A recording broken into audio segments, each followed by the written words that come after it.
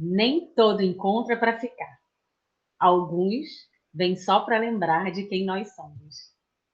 Olá, seja bem-vinda ao podcast Entre Almas Amigas. E hoje a gente vai falar sobre encontros e desencontros. E o principal encontro que a gente quer falar é esse nosso encontro com nós mesmos. No momento em que a gente começa esse processo de despertar, o grande objetivo é que a gente possa encontrar a nossa real essência.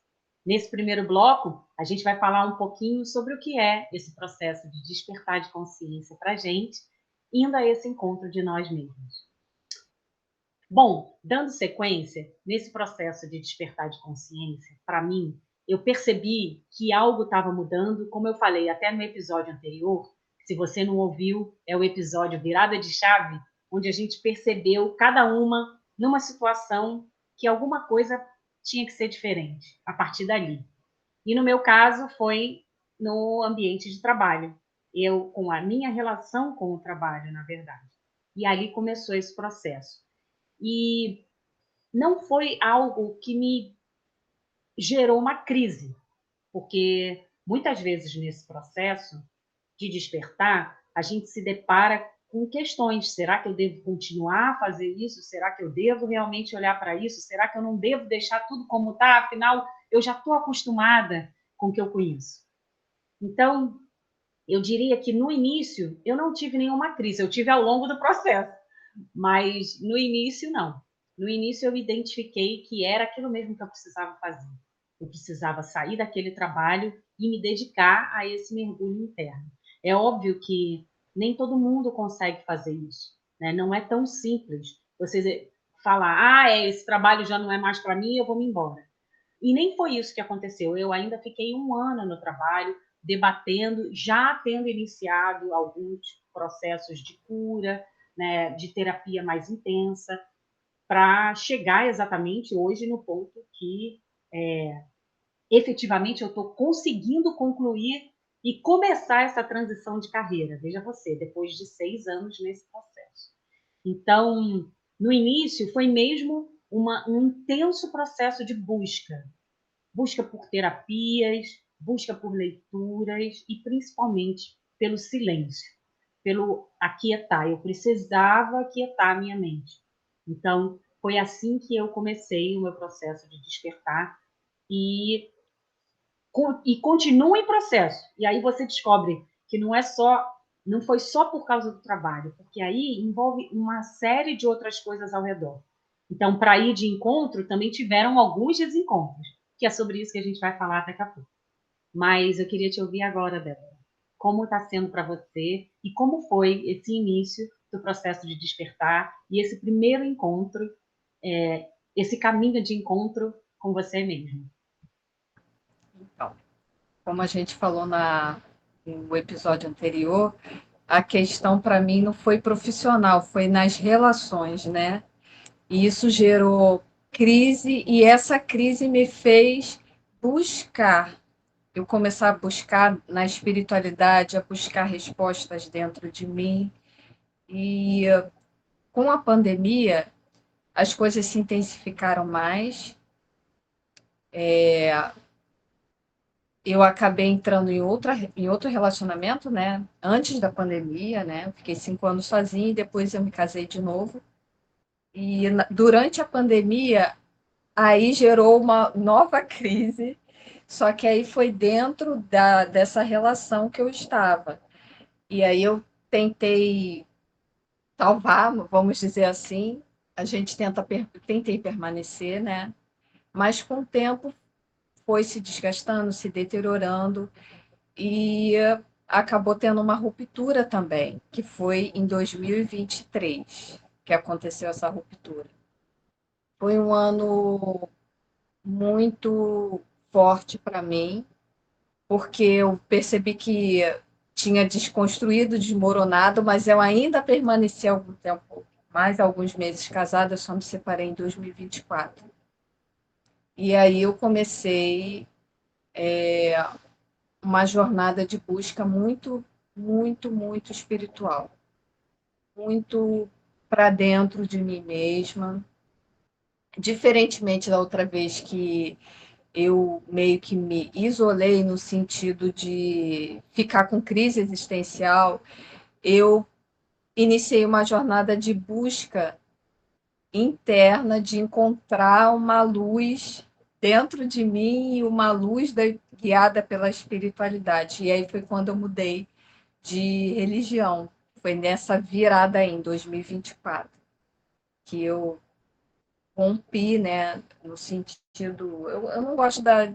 Romper parece que você deletou, né, e não é essa a ideia. Mas eu expandi, prefiro pensar assim, que eu me abri para novas experiências espirituais e foi quando eu encontrei o Jorei e me tornei messiânica. Maravilhoso. O que eu acho legal a gente reforçar aqui é que, assim, não tem um padrão nesse processo de despertar, né? E a gente vai falar isso principalmente por conta dos nossos processos em paralelo e como a gente vê cada um desses tópicos de maneira diferente, né? Muitas vezes a gente tem a virada de chave, ela é semelhante, que é o quê? É o incômodo, ou é a dúvida, o questionamento, digamos assim. Isso acontece com todo mundo. Aí você vai dar um nome para o que você percebeu. Nossa, caiu a ficha. Nossa, eu estava muito incomodada, né? Mas a forma como isso se dá, ela é diferente para cada pessoa. E cada um viveu esse processo de despertar em tempos e contextos completamente diferentes, como vocês podem ver aqui, né?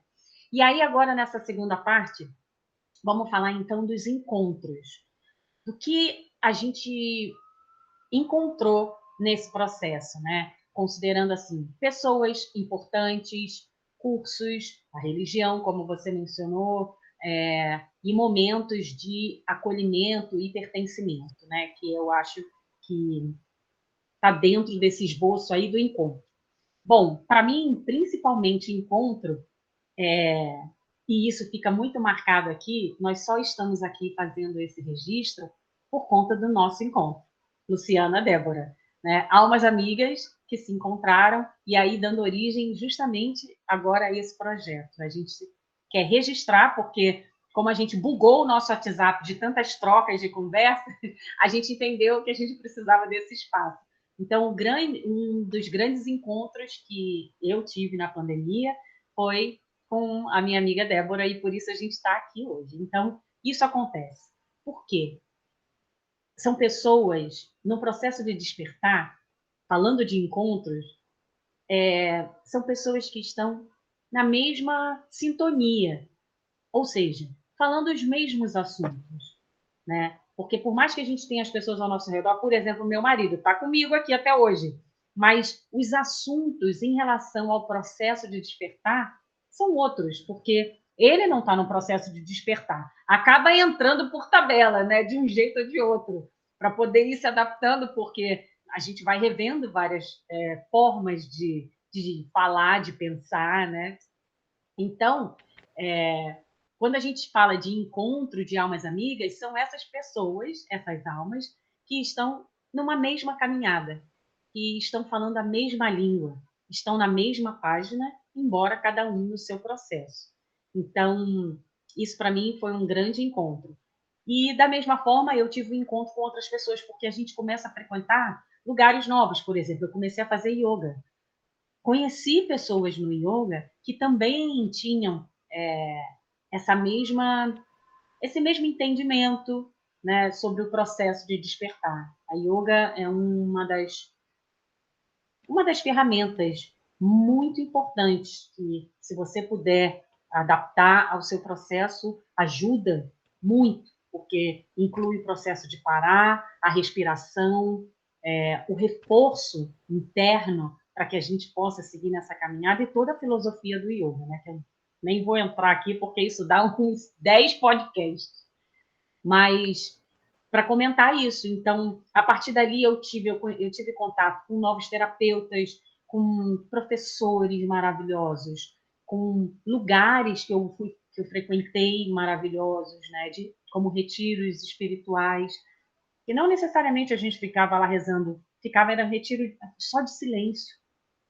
Então, isso foi muito importante, assim. Então, para mim, eu diria que foi muito mais relevante os encontros que eu tive nesse processo do que os desencontros. E também nós nos encontramos, não só a gente, mas por conta do nosso mestre no curso Travessia, né, o Dr. Del, que é um método que justamente te pega pela mão e faz com que a gente faça essa caminhada literalmente para dentro, e foi ali o nosso encontro. Então, assim, ter encontrado o Del também foi maravilhoso.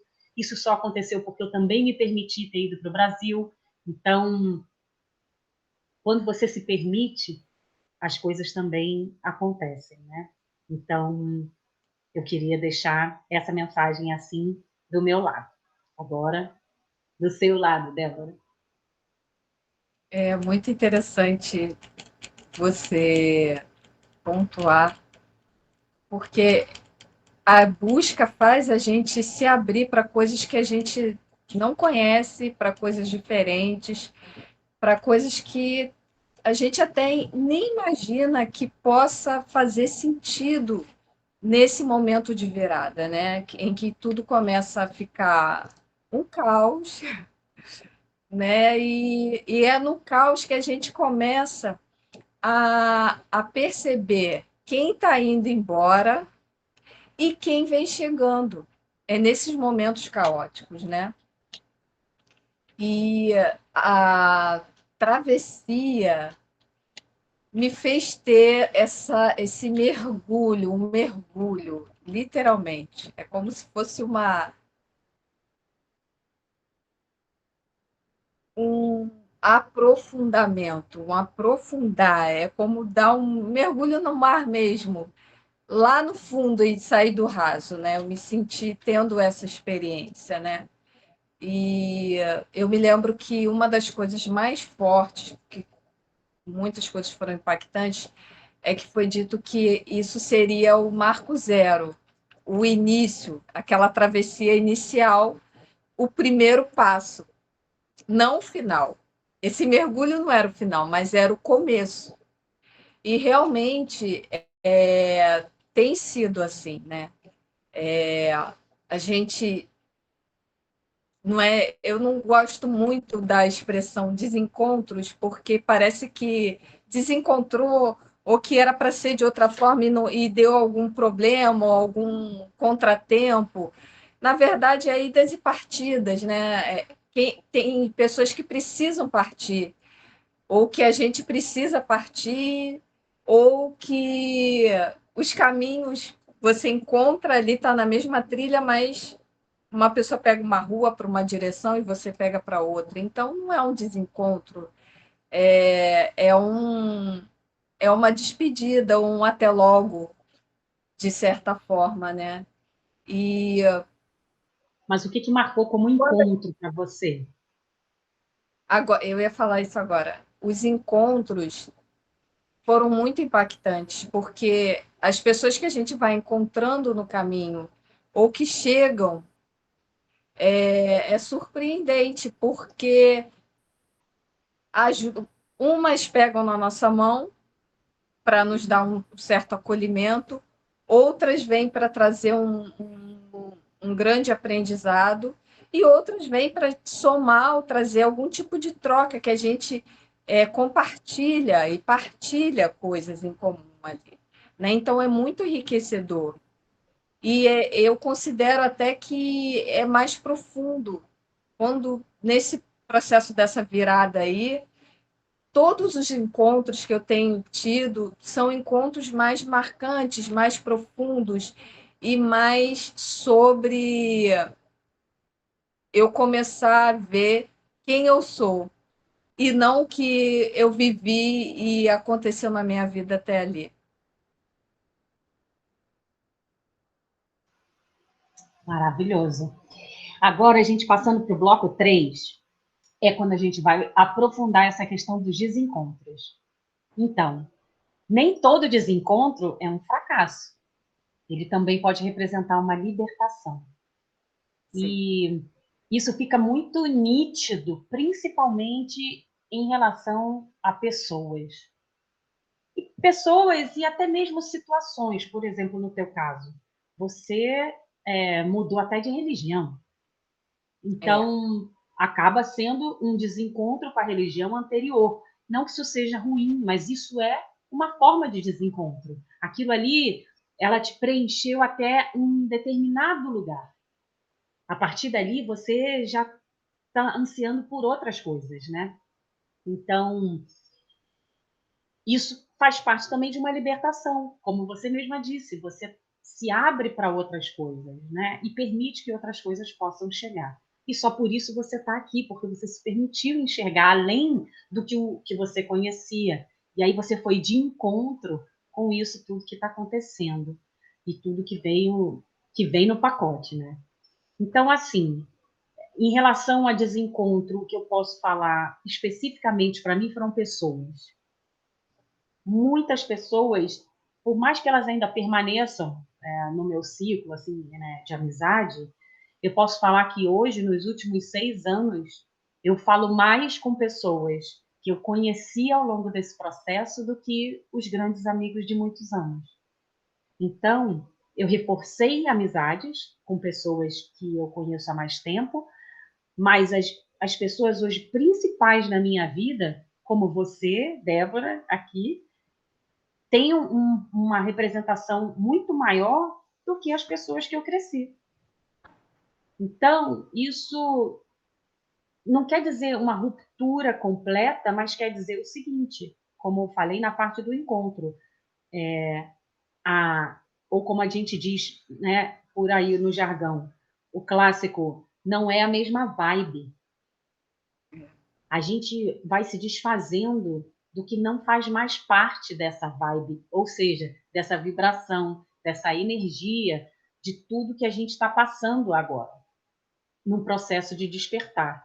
Isso pode envolver várias coisas. A gente pode se desconectar de família. Eu mudei muito a relação também com a minha família, mas não só pelo processo de despertar, também pela minha formação em constelação familiar, onde a gente reposiciona os papéis de cada um nesse grande sistema, né, que é a nossa família, que é a nossa origem.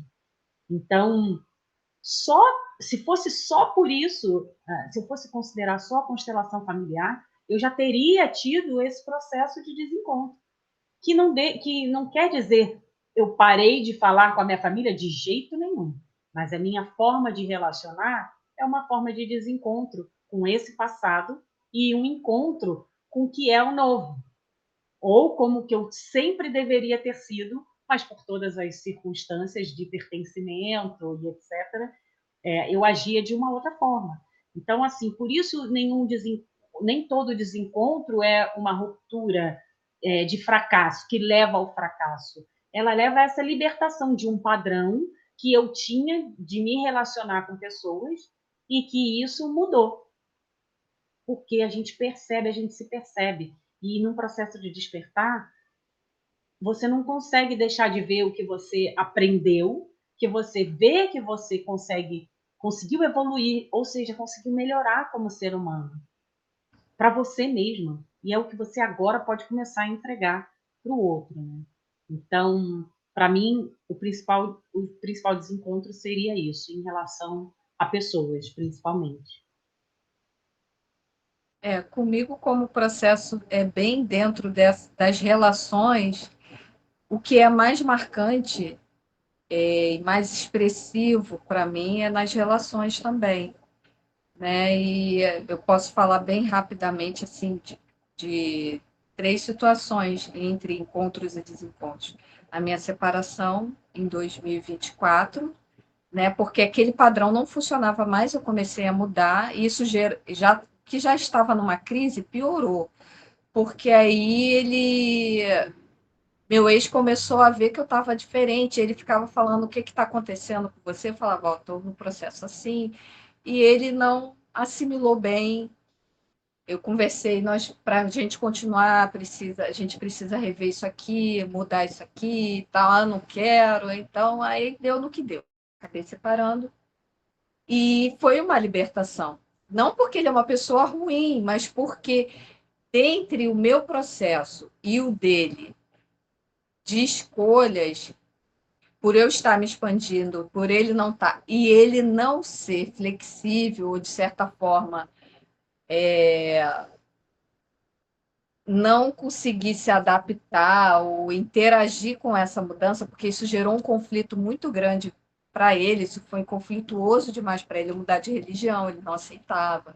Então, tudo que eu comecei a mudar, ele dizia que eu tinha que recuar. Eu falei, não vou recuar. Então, foi uma libertação nesse sentido. A minha melhor amiga, que há mais de 20 anos, a gente é melhor amiga, permanece porque ela também está num processo de expansão ao modo dela, do jeito dela. Então, a gente está aí caminhando juntas, de certa forma, cada uma no seu processo e nas suas vivências e nas suas crises, nos seus dilemas, mas a gente consegue manter as trocas e os aprendizados dentro de uma amizade. E você que chegou nesse processo aí, de pessoas que vêm chegando, outras pessoas também chegaram, estão chegando, né? E é interessante que a gente começa a observar que a gente entra num fluxo e as pessoas que vão chegando são as pessoas que estão na mesma frequência, de certa forma, ou que estão num fluxo que cabe para você aprender, seja para você tirar uma lição, porque nem tudo são flores, a gente não só encontra pessoas que vêm para agregar e ajudar a gente a estender a mão quando a gente precisa, mas às vezes a gente tem maturidade para lidar com algumas situações e pessoas que vão fazer a gente amadurecer mais também. É isso aí. Bom, e o que a gente pode falar agora, então, já caminhando para o finalzinho, né, aqui no penúltimo bloco, o que a gente aprendeu com esse processo, né? Bom, para mim, o principal é que o processo de despertar de consciência é um caminho solitário. E aí, solitário mesmo, porque se você pensa que você, para caminhar, num despertar de consciência, todo mundo que você estava carregando tem que vir junto com você, já não tem mais despertar. Então, ou você vai sozinho. Não, mas como é que eu faço? Mas eu tenho marido. Eu também tenho marido, mas ao longo do processo eu precisei tomar uma série de decisões, como, por exemplo, passar 1 ano e meio no Brasil estudando teatro. E eu decidi fazer isso, porque eu queria resgatar coisas que eu tinha deixado para trás. Então, eu tive a possibilidade de fazer isso. Não é todo mundo que pode levantar e ir para um outro país e estudar alguma coisa. Veja bem, a gente está falando aqui da nossa experiência, né? Eu pude fazer isso, mas para eu tomar essa decisão, primeiro que levou 3 meses. Segundo, eu estava colocando o casamento em risco, né, de uma certa forma. Não que assim, eu sou o responsável, não, mas houve um combinado. Podemos tentar isso? Então foi uma tentativa, deu certo. Passamos 1 ano e meio, passamos mais 2 anos, isso já tem 3 anos e meio. Então, mas foi um processo assim muito duro, porque tinha muito medo de todos os lados, e aí eu tive que romper com esse medo para pensar, eu vou sozinha nesse caminho, nessa busca, eu estou fazendo certo, eu estou no lugar certo. Então, entender que é um processo solitário e que em um determinado momento você precisa desse rompimento, seja, olha, eu vou para lá estudar sozinha, você fica aqui, eu vou sair desse casamento porque isso aqui não faz mais sentido. Tem um momento que você tem que tomar alguma decisão, por menor que seja. Às vezes é só mudar de trabalho, por exemplo. Eu pedi demissão do trabalho, foi um outro momento de ruptura. Então, assim, existem momentos de ruptura que só você, sozinho, vai conseguir fazer. Por isso, é solitário. Não é que, eu nem diria solitário, mas ele é individual. Né? Porque não necessariamente assim é importante ter acompanhamento, você ter alguma terapia ou grupos que você participa, que seja de yoga, Então, é um caminho em que você vai com você mesma, mas ele é individual. Você não leva as pessoas de mão dada para você para fazer yoga junto com você. Se a pessoa quiser fazer, ótimo, mas assim, você precisa tomar essa decisão. Eu vou sozinha ou não vou, né? Então, isso para mim foi o mais importante, porque até esse momento eu ainda tinha muito essa conexão de querer fazer tudo junto, de tomar decisão junta, e não, e o processo de despertar, eu me vi individualmente tendo que tomar decisões com base no que eu estava começando a descobrir dentro de mim, né? E para você? É interessante você falar, porque assim, essas decisões e rupturas podem ser coisas mais simples ou podem ser coisas mais drásticas, assim, porque, por exemplo, eu separei. É uma coisa muito divisora, né? Que envolve várias coisas. Não envolve só você e a pessoa. No caso, tinha o meu enteado, que é como um filho, o meu cachorro, que ficou, né? Então, Uhum. assim, tem várias coisas envolvidas ali. E, por exemplo, seu exemplo, você, no seu processo, você precisou ficar 1 ano e meio fora para se para resgatar algo seu. E isso é muito forte, é como você falou, pode gerar, você colocou em risco, porque poderia dar ruim, né, o seu casamento. E não, e foi algo que foi superado e sobreviveu mesmo com esse momento e com essa fase, né? E para a pergunta, o que que eu aprendo? O que que eu aprendi, né? Eu diria que eu tenho aprendido que, apesar da jornada ser individual, ser para dentro, muito minha, de eu mergulhar, tem momentos que cabe ou até é necessário eu sair do meu mundo, da minha concha. Eu costumo falar que é a concha, e para mim é muito confortável ficar na concha, porque eu tenho uma natureza mais introspectiva, então para mim não é um problema olhar para dentro, botar a lanterna, né? Claro que a gente acaba entrando muitas vezes em partes nossas que são mais dolorosas, mas isso daí é para um outro encontro a gente falar desse tópico aí. Mas tem momentos em que cabe e que a gente deve ou é possível a gente sair um pouquinho e interagir e trocar com o outro, né? Eu tenho aprendido assim. Maravilhosa. Ou seja, eu acho que um breve resumo, assim, né, que dá para a gente fazer disso tudo, que é importante a gente ter em mente, é que, assim, o discernimento faz parte da consciência desse processo. É quando a gente para e fala, ou eu vou com medo mesmo, né? A gente escuta muito isso. Vai com medo mesmo, mas vai. Exatamente. Mas isso é o que é discernir com consciência, porque você, mesmo com medo, porque gente, medo é ser humano, assim. O principal medo é o medo do desconhecido. O que a gente faz, que a gente está na zona de conforto, por isso é confortável, porque a gente já está acostumado. Qualquer coisa diferente da zona de conforto, óbvio que vai gerar medo.